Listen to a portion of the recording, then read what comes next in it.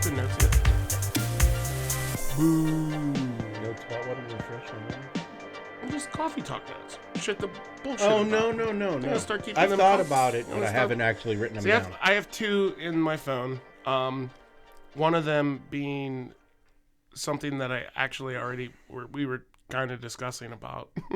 Which was? We were talking about winning the lottery. Like if you won $1 million, me, I would win $1 million and be like, all right, cool, I won $1 million, and then I would just continue like Living your life. Casually living my life, even though I'd like have some money in the bank. You wouldn't work anymore. I feel like I would try to.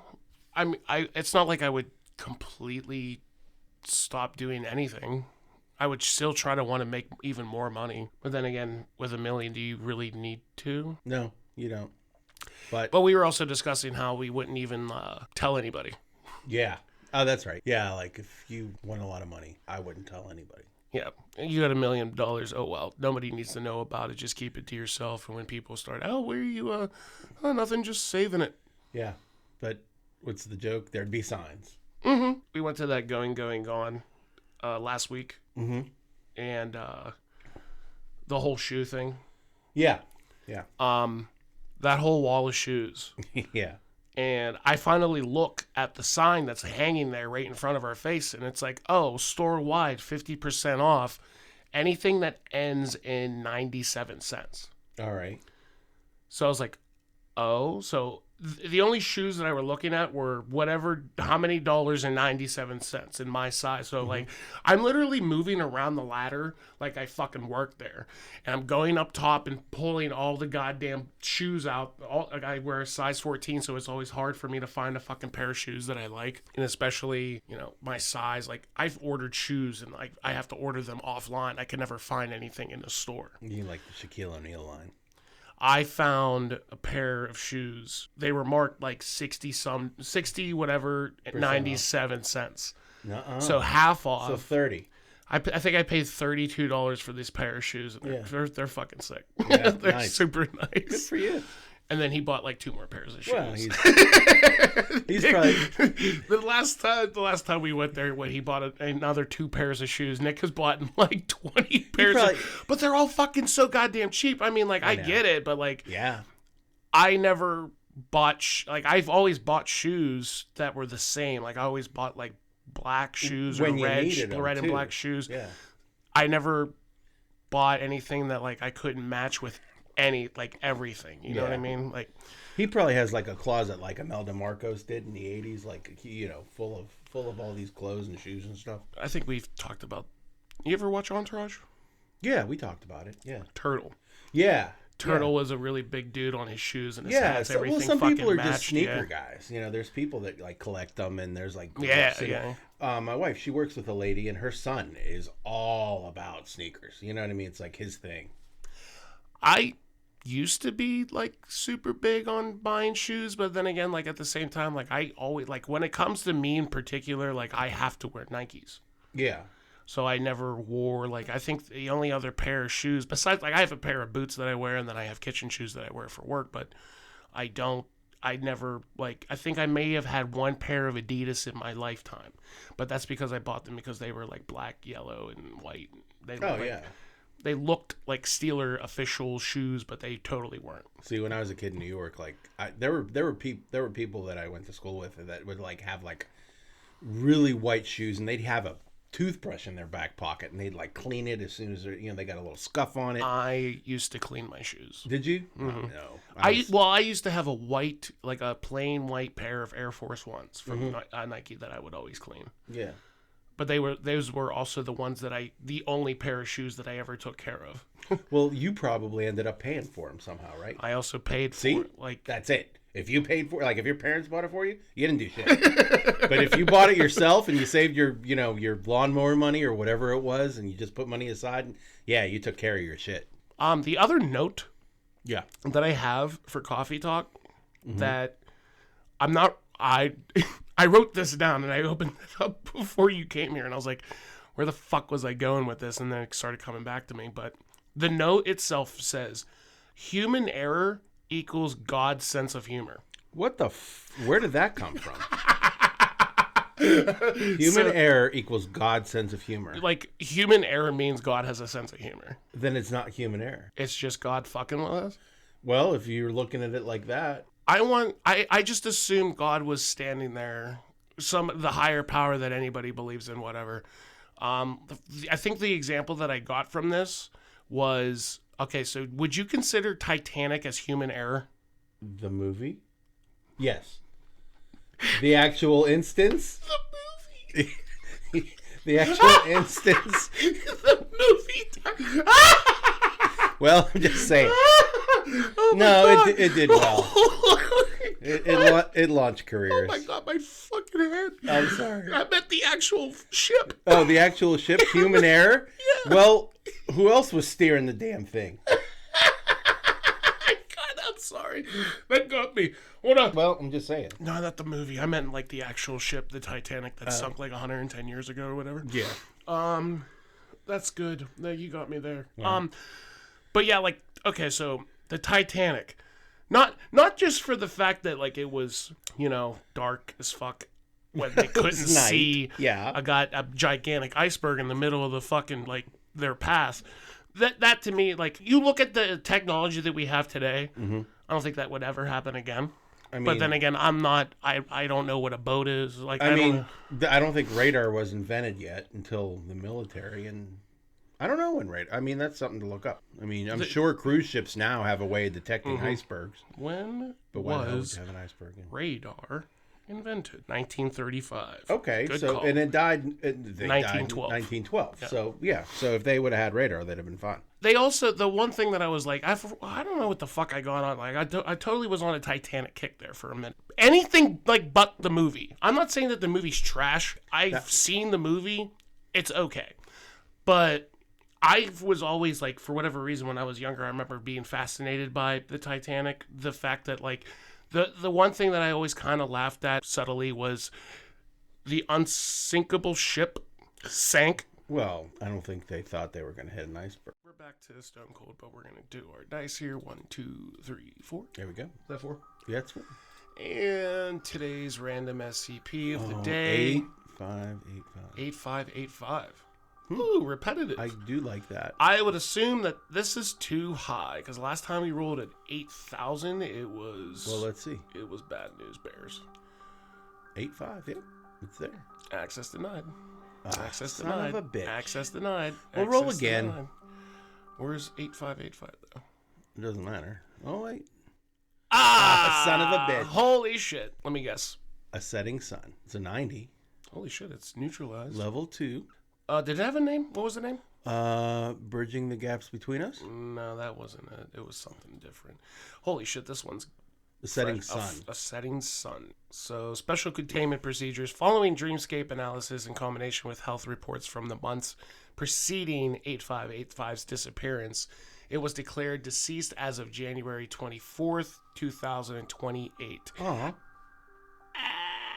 Okay. No further containment procedures are required. So, I like how this is in the past but in the future. Yeah. All right, 2028. Description of 8585 is a humanoid entity resembling a heavy-set elderly man of Slavic descent. His physical features have been inconsistent since the anomaly initially came to the Foundation attention. However, he has been consistently described as glowing or as a halo of light around his head.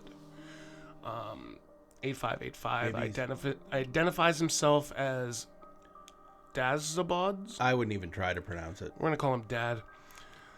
How about Daz? Daz. 8585 identifies himself as Daz, a member of the Slavic pantheon. Typically as the deity associated with most of the solar cuts of worship. He is far older than he physically appears, having been mentioned in several historical texts and showcasing detailed historical knowledge dating back as early as 940 CE. Noted to have a sun-shaped insignia finely embroidered upon his tunic when present at several triumphs of Slavic rulers, including Ova of Kiev's legendary revenge upon the Drevlians after the murder of her husband. Appearances are only implied poetically in the Laurentian Codex of the Primary Chronicle or Tale of Bygone Years. one of the few pre-Christian historical accounts of Slavic society. However, an instance of SCP 7028-3, believed to be the complete original text written by the monk Laurentius in the 11th century CE, makes appearances of Daz explicit, noting that the god's presence at the conversion of Vladimir the Great to Christianity marked the final sighting of the god in Kiev for several generations.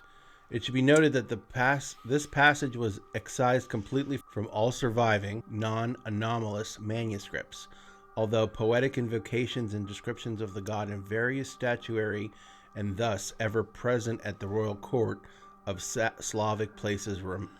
Yeah, I'm going to click this Yeah, go ahead.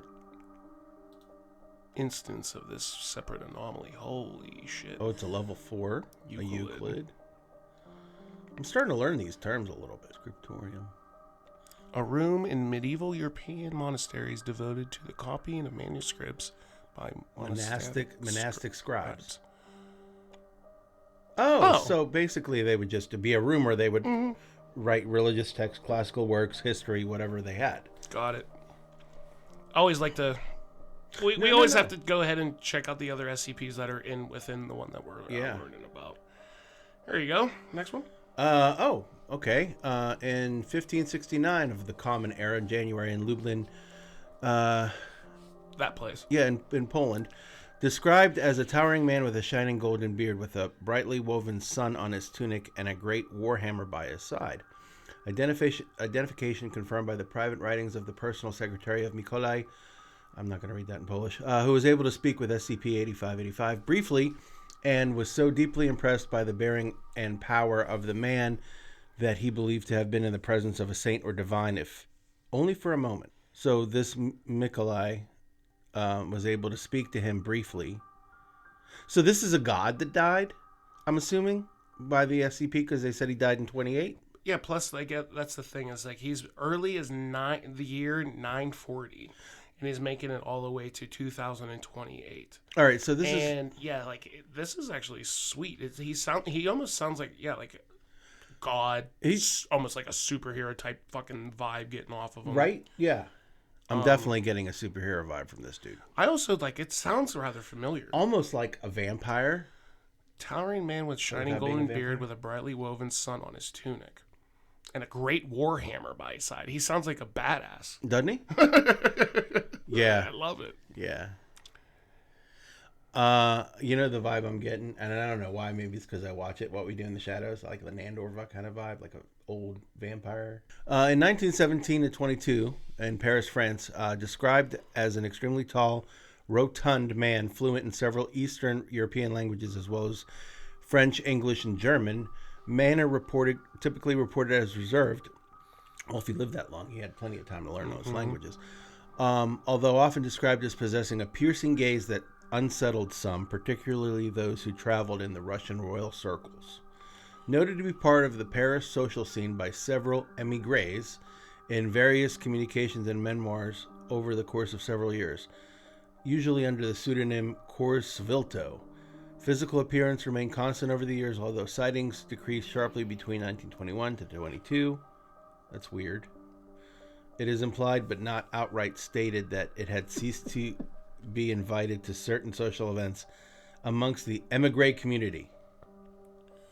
All right. This is kind of reinforcing my vibe that I keep thinking in my head. Shall we? Is your language popping up in here? My language? Like the Polish language? Yeah, like up in here? Mikola. Yeah. Read this whole thing in Polish. I don't want to. Wait, go back up. First signs of the grain as its temples, although beard remains a bright orange. When not speaking directly with any person, shoulders seem slightly bowed, posture stooped, but straightened immediately upon being addressed, wearing black, thick-frame prescription eyeglasses with his beard more neatly trimmed than previous descriptions. First Foundation contact with 8585 in 1933, although present as celebration party for the repealing of the Volstead Act. It is noted to be somber and withdrawn from others gathered. I guess they're just, the point of this one is that he's getting older. You want me to do it? Go ahead. Okay. 1967 in June, San Francisco. Both hair and beard are now best described as salt as pepper, although features and behaviors were described by observers as animated and lively, wearing a bright red shirt with an animated, idealized sun, wearing sunglasses and giving a thumbs up gesture. Oh, so this guy's actually, like, he's blending in. To society. Yeah. Yeah, he's wearing, like, someone would have that in the 60s in San Francisco. It's that, isn't that Height Ashboro thing? One more time. Height. It's like an area in San Francisco that was very artsy fartsy and free love and hippy dippy. I don't know. Anyway, okay. That's just. Anyway, let me keep going. Present at multiple points during the Summer of Love movement, especially in the Tompkins Square Park for various concerts, as well as assisting the free clinic during the apex of the movement. Oh, hell yeah. Yeah, I'll throw that one up there. Yeah, throw that. I like that For one. sure. I'd get that sweatshirt. That one's cool. And that's a perfectly good sweatshirt to be wearing That's right probably now. what somebody looked up when they were writing this down. Mm-hmm. Anyway, 1991 in New York. Hair and beard are now both pure white, as confirmed by 8585 itself. Appears to have shrunk somewhat in height, although shoulders are still quite broad. First sighting of 8585 without some form of idealized sun visible on his person, although the backdrop for photographs did have several similar insignias. He was working as a Santa Claus at Lord & Taylor department store. That's great. Yeah, no. How great is that? He can play the part. I mean, he's got white hair. And at this point, he's like over 1,000 years old. Yeah. Yeah. When Nice. approached by Foundation agents, stated that he was doing it to see the smiles on the children's faces, and then it required nothing more. Nice. Hey, so he's Humble guy. This guy, Daz. Is that what his name is? Is that what we named him? We're yeah. I think Daz seems like a really chill guy. Yeah, he seems like. Especially like there between like the 60s and like the early 90s there, like he's wearing t-shirts, the whole Summer of Love thing. He's just participating. And this is the other thing too. Wherever this is, Polish. Loveland. It's in the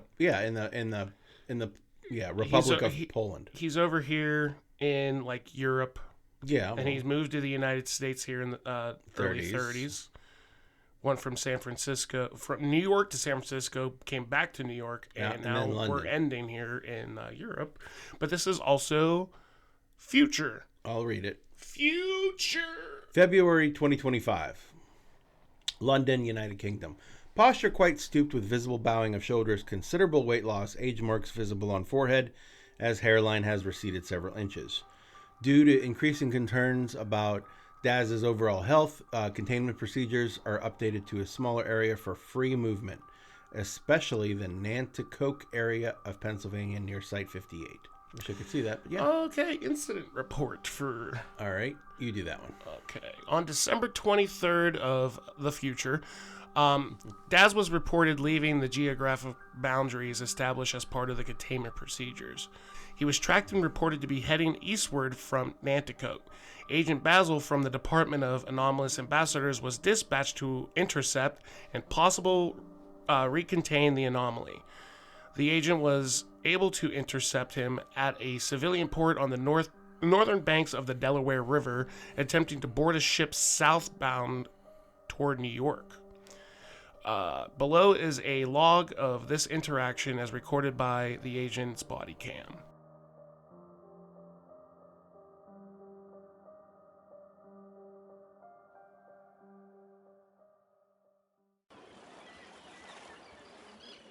Before anything else, I want to apologize for dragging you off like that. I know it's standard procedure, but I feel gross every time I do it. It's fine.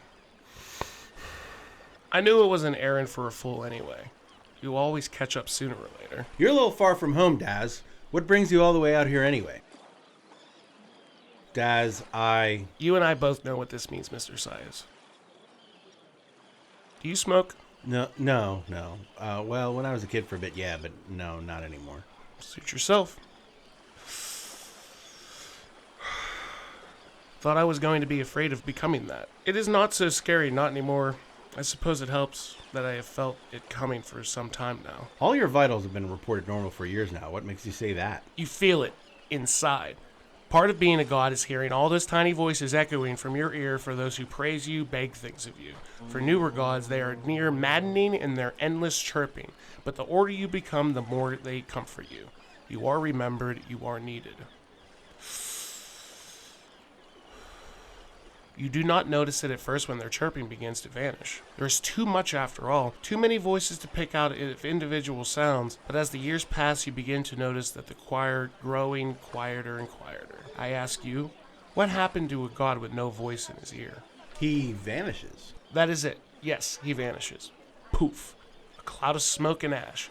No longer wanted, no longer needed. Worship keeps the divine alive. Worship makes something divine. I have not heard anything like a choir since the 15th century, Mr. Size. Now the voices grow quiet. I hear but a fistful of people who spare a passing thought of me. There was a time once where I would think it's impossible. Fading away? Me? I am Daz. I am the very light of day. But even day fades tonight, Mr. Size. So what was the plan then? I wanted to return to the old country, Mr. Size. I figured if I was to die, I'd rather die at home than in a foreign land. Give myself one final kindness. The people may not remember me. But that does not mean I have forgotten them. Do you like stars, Mr. Size? I do, yeah. They remind me of an old friend. Well, in my younger days, I did not care for them. How dare they try to shine as bright as I? And the moon. How dare she take the light from her own beauty? Huh. What a petty young man I was indeed. Now you both can't even see the stars at night. If I had known that someday the light of a man would outshine us both, perhaps I would have been appreciated them more. If you get far enough outside the city, you can still see them. My dad used to tell me the sky was beautiful in the middle of the ocean. And I know that out in the country, you can almost see the sky the way it was meant to be. It'll never be the same as when we're young, but it's still beautiful. I would quite like to see that.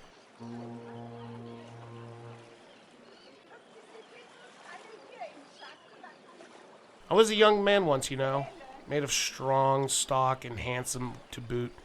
Guess it's time to say goodbye to the stubborn pride, huh? I suppose it's time to head back then. Mr. Sias, what is all of this? The Foundation already failed you by letting you fade away. We could have done more to keep you alive, and we didn't. The least we can do is let you die the way you want. Aye. And thank you. May your kindness be remembered. It won't be, but that's all right. Take care, Daz. I hope the stars at home are beautiful. Oh, he let him go! Yeah, he let him go. Yeah, that's a fucking agent right there. Well, yeah. Hell yeah, Yeah, he bud. let Good him go. for you. A month after above recording, an envelope was sent to Site 58 with no return address. The inside was a postcard addressed to the agent Basil, and front containing a photo to cite the landscape, back containing a handwritten message. It really was beautiful. Oh, look at that. Image from the postcard, originating from Ukraine. Carpathians. Oh, the mountain range. That was actually That was really a cool. fucking cool. Yeah, it ended really well. Whoever wrote it, kudos, man. That was good. For something like this is one of those first of all, that's the thing, is we nailed the fact that he was a god. Yep. He obviously had to be some sort of god of light, the god of the sun, because of The symbols he had on him. he had sun symbols on his tunic. He was wearing a sun t-shirt in the 60s there. This whole dialogue, at one point he was talking about the stars shining brighter than him, the moon shining brighter than him. Mm-hmm. So up until 2028, because this was from 2025, so 940 to 2028. Yeah. 1088. Okay. So Just over 1,000 years. like some of these are like hard to read sometimes. Yeah. This one I did not have any problem sticking with what the hell was going on here. I do like how it just pieced out this man, you know, All the sightings. as the god. If I had to like pick, like if this was played by an actor, Okay. man with a golden beard. Tim Allen. Well, I mean, because he's Santa Claus? Yeah. Okay. You know what's funny? I was thinking, for whatever reason, like the beard and the white hair and the white beard, and the fact that he's actually a god was Gandalf? No, I was thinking more of Kurt Russell in like the Oh. Guardians movie. He was in Oh, the yeah, second yeah, Guardians of the yeah, Galaxy. yeah. So for whatever reason, I was getting a lot of Kurt Russell vibes there. You know what? Fuck it. I'm giving it a 4. I'm giving it a high 4, like a 4, Yeah. like a 4.7. because this was actually really super fun. Oh, wait, this was a link. Oh yeah, click on it. The friend that reminded An old friend. Basil Sias at. What is this about? Oh, here it is. Scroll down. SCP 7999. Okay. Whoa, what is this? Whoa. A sketch of the species from the notes of Agent Basil Sias. Oh my good God. It looks like a praying mantis that's signaling that you scored a touchdown. Is it? I can't tell if that's a top view or a bottom view. This is the top. Top, and then you got This the is the bottom. bottom. Are the eyes on the bottom? I would The hell assume are so. those? Oh, wait a minute. Whoa. Oh, It's a fucking wormhole, bro. Yeah, dude. Oh, no. Don't do this to me. Oh, no. Because it's a wormhole that manifested from Earth March 6, 2027 hasn't happened yet. Which is funny because the interaction that Basil had with Daz was a year after this had happened. It was? Yeah. Oh. Well, they're hexapedal arthropods. Superficially similar to Mantodea with enlarged craniums. I can't read it anymore. You scroll down. That's okay. Well, at least we know what the deal is. Neat.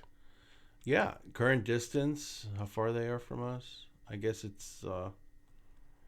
Okay. Some of these actually do get really awesome into detail. And that's like, I do like, oh, wait a minute. Lucid class, secondary class, integrated. Yeah, there's a lot to this stuff, man. Well, anyway, I think that I liked it. would wrap this one up here. Yeah. I really enjoyed actually going through that. That was a really good story. I do thank you for joining me today, Rob. Oh, yeah. As always. Always. It's fun. Anybody that's following this podcast here on the Going With Rogue channel, I want to thank everybody for the likes, the comments, the follows. Please give us feedback on how you guys are liking this show, Word. liking anything. If you guys got any suggestions on maybe there's an SCP out there that we haven't covered, but you want to make sure that we actually cover it. Yeah, like one of your favorites. We don't have to roll dice. If there's a SCP that we don't know about that should be covered on this podcast, please let us know. Yeah, for sure. But once again, thank you guys for paying attention and giving us the love, and we'll see you next time. Later.